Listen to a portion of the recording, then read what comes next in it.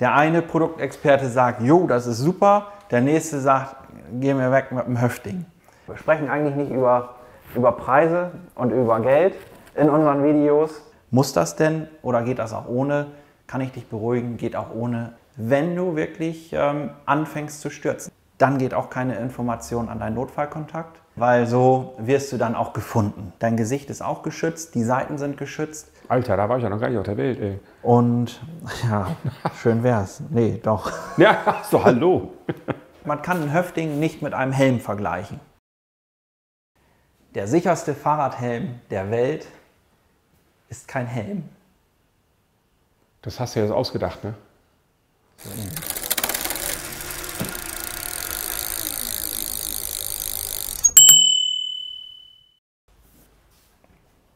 Und hier ein weiteres Video mit, ein weiteres Video mit Nils Hogendorn. Moin erstmal. Ja, und wenn du jetzt sensationsgeil bist und denkst dir so, Höfting, habe ich schon mal gehört, Airbag für Fahrradfahrer, dann kann ich sagen, ist dieses Video nichts für dich. Wenn du aber ernsthaft mit dem Gedanken spielst und sagst, Mensch, so ein Airbag für Fahrradfahrer habe ich mal gehört, will ich mal wissen, was kann er überhaupt, wie funktioniert das, dann ist dieses Video auf jeden Fall genau richtig für dich. Und ja, wie so ein Ding genau funktioniert, viele andere Fahrradkanäle haben das schon mal vorgestellt, mal ausprobiert und so weiter. Aber kann ich gleich ganz zu Anfang schon sagen, wir lassen den jetzt nicht explodieren. Das könnte sein, dass wir das in einer weiteren Folge machen. Aber hier geht es jetzt wirklich darum, wie funktioniert er? Was ist der wirkliche Vorteil? Gibt es auch Nachteile? Wollen wir mal gucken. Ich habe mich damit schon mal beschäftigt. Ich habe auch selbst eine längere Zeit schon den Höfting, wirklich nur den Höfting genutzt. Jetzt bin ich sehr lange schon mit einem Fahrradhelm unterwegs, aber ich habe jetzt ein anderes Fahrrad. Ich habe ja dieses Cruiser von Riese & Müller und ich finde, da findet der Höfting seinen absolut idealen Einsatzbereich. Und vom Grundsatz ist das Ganze wie ein Schal, könnte man jetzt sagen. Und getragen wird der Höfting ganz einfach so, mit Reißverschluss verschlossen. Ich sage jetzt ganz einfach, ein bisschen Übung muss halt dabei sein. So, jetzt ist er schon mal zu und aktivieren kann ich den nachher über diese Schnalle. Aber ich will ihn noch gar nicht aktivieren, weil wir haben vorher noch so ein paar Themen, die möchte ich dir zeigen, die sind mir einfach wichtig. Und du siehst ja, der sitzt jetzt relativ locker, weil der ein oder andere denkt, vielleicht gibt es da eine Größe. Es gab auf jeden Fall mal Größen beim Vorgänger. Hier gibt es jetzt eine Einheitsgröße. Und das Schöne ist, hier ist das BOA-System verbaut. Das heißt, über dieses kleine Drehrädchen kannst du den Halsumfang enger stellen, sodass es halt optimal für dich passt. Und wenn du jetzt siehst, so, alles klar, schon deutlich enger. Ich glaube, das sieht man ganz gut. Jetzt ist hier auf jeden Fall schon weniger Platz. Und dann kann die Fahrt eigentlich schon losgehen. Aber das ist noch lange nicht alles. Weil wie das heutzutage so ist, jedes Produkt hat auch eine App und so ist es mit dem Höfting auch. Könnte man sagen, App will ich nicht, geht das auch ohne? Und aus eigener Erfahrung heraus kann ich dir sagen, das geht auch komplett ohne App. Also meine Eltern fahren auch beide mit dem Höfting, die nutzen die App nicht, habe ich festgestellt. Aber das ist eigentlich auch gar nicht so eine gute Idee, weil die App hat doch schon mindestens einen Vorteil, wo ich sage, darum solltest du es auf jeden Fall nutzen. Das gucken wir uns vielleicht mal gemeinsam an. Wir verbinden jetzt diesen Höfting mit meinem Smartphone. Ich klicke einfach auf erste Schritte. Dann drücke ich einmal die Batterietaste, 3 Sekunden, drücke auf Weiter. Upsi. So. Dann kann ich schon auf Verbinden drücken. Genau, koppeln, zack, Nils Höfting. Also ich könnte jetzt auch einen anderen Namen eingeben, aber ich lasse das jetzt so, drücke auf Speichern und abschließen. So, das kann ich alles machen, das würde ich jetzt aber eher in Ruhe machen. Beziehungsweise jetzt habe ich einfach mal auf Weiter gedrückt. So, okay. Und jetzt sehen wir schon, mein Höfting ist deaktiviert. Und jetzt probieren wir das mal aus. Ich meine, das ist jetzt ja nicht wichtig fürs Video, aber wir wollen ja einfach mal gucken, was die App sagt. Bei mir leuchtet er jetzt grün und die App sagt auch aktiviert, aber auch neue Software für Ihren Höfting verfügbar. So, ich deaktiviere jetzt erstmal und wir aktualisieren jetzt als allererstes gleich die Software. So, also es geht relativ zügig. Ich habe das nämlich heute schon bei einem anderen Höfting gemacht. Kann ich ja auch mal ehrlich gestehen. Das ist auf jeden Fall schon mal ein Grund, warum es auf jeden Fall Sinn macht, das Ganze mit dem Smartphone zu verbinden, weil so ein Produkt wird immer wieder weiterentwickelt. Kommen vielleicht neue Bewegungskurven, Achsen oder wer weiß was dazu, damit so ein Höfting einfach noch zuverlässiger funktioniert. Und darum macht so ein Update an der Stelle dann auf jeden Fall auch Sinn. Jawohl, Aktualisierung erfolgt. Wir wünschen sichere Fahrt. So, ich drücke auf Abschließen.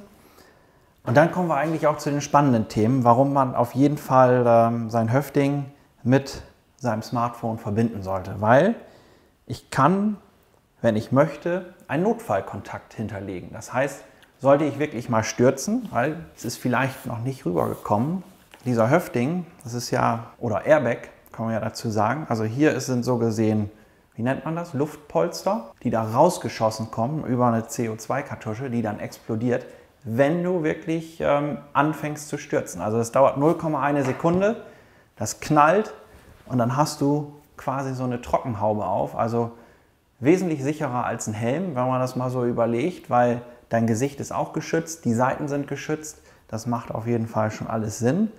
Und wenn das dann wirklich zum Sturz kommt und du bist mit deinem Smartphone verbunden, dann hast du 2 Minuten Zeit zu sagen, alles klar, mir geht's gut, ist nichts passiert.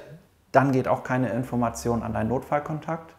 Solltest du aber irgendwie so gestürzt sein, dass du nicht an dein Handy kommst oder wie auch immer, dann geht diese Notfallinformation an deinen Notfallkontakt und ja, so kommt dann für dich Hilfe. Kann man das so sagen? Ja, das ist dann praktisch wie Apple Watch. Wir haben das ja auch, wenn du dann stürzt, dann hast du ja auch einen Notfallkontakt. Genau. Die Apple Watch erkennt das und wenn du dann da nicht darauf reagierst, dann wird tatsächlich ein Anruf getätigt mit Koordinaten. Macht das die Höfting-App auch? Richtig, alles andere macht keinen Sinn, habe ich nämlich gerade eben nicht erzählt. Also deswegen, das macht schon alles Sinn, weil so wirst du dann auch gefunden im Falle eines Falles. Na, wollen wir nicht hoffen, aber ich finde allein, dass die Möglichkeit da ist, das überzeugt mich schon, dass wir sagen, alles klar, wir verbinden unser Smartphone damit. Na, ich meine, gibt es ja immer wieder die Frage so, muss das denn oder geht das auch ohne? Kann ich dich beruhigen, geht auch ohne, aber ich würde es auf jeden Fall machen. Bevor wir weiter mit dem Höfting machen, gucken wir uns nochmal die App ein bisschen weiter an, weil die hat eigentlich noch mehr spannende Funktionen. Und das ist einmal so die Übersicht, Anzahl der Fahrten, also du hast quasi noch so eine Art Bordcomputer. Anzahl der Fahrten, deine Kilometer und deine Zeit. Und was du auch sehen kannst, ist deine CO2-Ersparnis. Das sind die eigenen Daten, weil er zeigt das tatsächlich auch an, wie viel weltweit mit dem Höfting gefahren wird. Also hier haben wir zum Beispiel 3 Millionen Fahrten, würde ich jetzt schätzen, also 3M steht da. Eine durchschnittliche oder eine Distanz von 13,4 Millionen Kilometer. Ja. Kommt das hin? Und eine Zeitangabe ist da auch 103 Jahre, 132 Tage. Alter, da war ich ja noch gar nicht auf der Welt, ey. Und ja, schön wär's. Nee, doch. Ja, so hallo. Alle zusammen. Ne? Und dann zusammen haben wir 335 Mal die Welt umrundet. Mit einem Höfting. Und ich finde schon, wenn ich jetzt diese Zahlen sehe, dann würde ich schon sagen, es spricht dafür, es gibt auf jeden Fall viele, die gerne mit dem Höfting unterwegs sind. Und ich finde das auch, ich finde es eine sinnvolle Ergänzung zum Fahrradhelm, weil, wie ich ganz zu Anfang gesagt habe, es ist mit oder es ist sicherer als ein Helm, weil du einen viel größeren Schutzfaktor hast. Also das kann man an der Stelle wirklich so sagen. Bei uns im Laden, wir haben ja ein Fahrradgeschäft am Esch 2 in 26349 Jadderberg. Da gibt es immer so eine, ja, wie soll ich das sagen, Hassliebe, kann man das so sagen? Ich weiß nicht, was du meinst, aber... Der eine Produktexperte sagt, jo, das ist super. Der nächste sagt, geh mir weg mit dem Höfting. Letztlich ist es ja entscheidend, was du damit vorhast. Weil wenn du jetzt sagst, du bist City-Radfahrer, du hast eine relativ aufrechte Sitzposition, dann kannst du auf jeden Fall mit einem Höfting fahren. Wenn du jetzt sagst, nee, ich bin nur mit einem Mountainbike unterwegs oder mit einem Gravel, dann macht das keinen Sinn. Also das kann man an dieser Stelle auch sagen, weil dafür ist er einfach nicht gedacht. Das ist für den City-Tourenradbereich, würde ich sagen, ist es optimal. Dann kommt ja auch immer noch das Thema dazu, ja, ich weiß gar nicht, wie ist das mit der App und so weiter. Ich finde auch, wenn du dir jetzt das Video bis hierhin schon angeguckt hast, dann ist das auf jeden Fall auch was für dich, weil du ja schon sagst, ja, ist auf jeden Fall interessant. Du musst dich damit einfach beschäftigen. Wie funktioniert es? Wie kann ich es handhaben? Weil wir legen den jetzt ganz einfach um, fahren los und denken, alles ist super. Aber es ist so ähnlich wie beim Auto. Wir aktivieren erst, wenn wir auf dem Fahrrad sitzen, weil anschnallen machen wir ja auch. Wir setzen uns ins Auto, schnallen uns an und bevor wir aussteigen, schnallen wir uns auch wieder ab. Und wenn du jetzt anhältst mit deinem Fahrrad, dann ist mein Tipp auf jeden Fall, deaktivieren. Schöne ist, man hört das sehr deutlich. Ich denke, im Video hört man es auch ganz klar.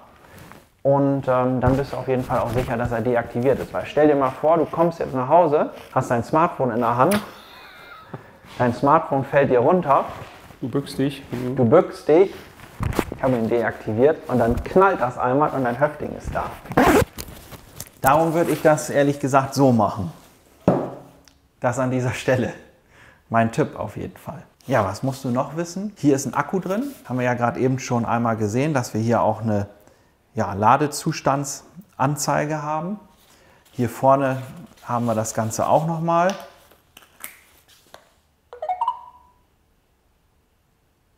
Ja, scheint irgendwie, nee, blinkt. Dann ist er nicht ganz voll. Wenn er richtig voll geladen ist, dann hat er Dauerlicht. Und es gibt auf jeden Fall 3 Modis.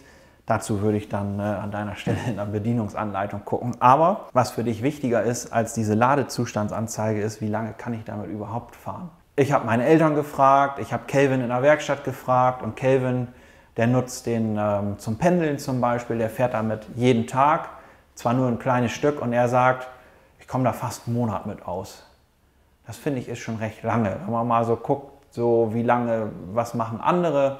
Also ich habe gelesen, 5 Stunden hält er auf jeden Fall. Also wenn du 5 Stunden mit dem Fahrrad unterwegs bist und nicht einmal abgestiegen bist, ja, dann kannst du damit auf jeden Fall so eine große Tour machen. Und ich bin mir auch sicher, deutlich mehr. Für alle, die jetzt noch am Zweifeln sind und sagen, so, ja, so ein Höfting, ich finde das ja schon interessant, kann ich den eigentlich wiederverwenden? Und das ist ein Thema, ich habe mir die anderen Videos teilweise angeguckt von meinen Kollegen. An dieser Stelle erstmal schöne Grüße. Ja, der ein oder andere hat auch einen Preis genannt, aber so ganz klar und deutlich weiß ich nicht, ob das zu verstehen, ob das verstanden wurde, was da erzählt wurde. Also Höfting 3 kostet Stand heute 349 €. Wir sprechen eigentlich nicht über Preise und über Geld in unseren Videos. In diesem Video machen wir das, was einfach ein bisschen was anderes ist.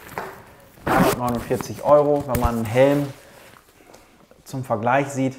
Nee, wir vergleichen kein Airbag mit einem Helm. Finde ich, ist ein blöder Vergleich, weil hier steckt deutlich mehr Technik drin und deutlich mehr Innovation als in einem normalen Fahrradhelm. Aber wenn du dich jetzt fragst, so ja, was ist denn, wenn er jetzt einmal auslöst, dann sind meine 349 € ja futsch. Ne? Also das ist tatsächlich erstmal so. Wobei, wenn du den angemeldet hast und registriert hast und so weiter, gibt es ein Crash Replacement. Das heißt, du kriegst einen neuen Höfting 100 € günstiger. So ist das Stand heute. Finde ich, ist eine gute Lösung.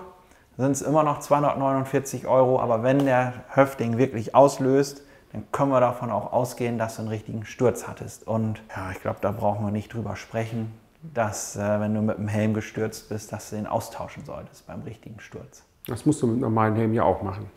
Den würdest du normalerweise austauschen. Wir wissen aber auch, dass es selten, glaube ich, wirklich gemacht wird. Gut, den Höfting, da bist du in einer Zwangssituation, den musst du austauschen.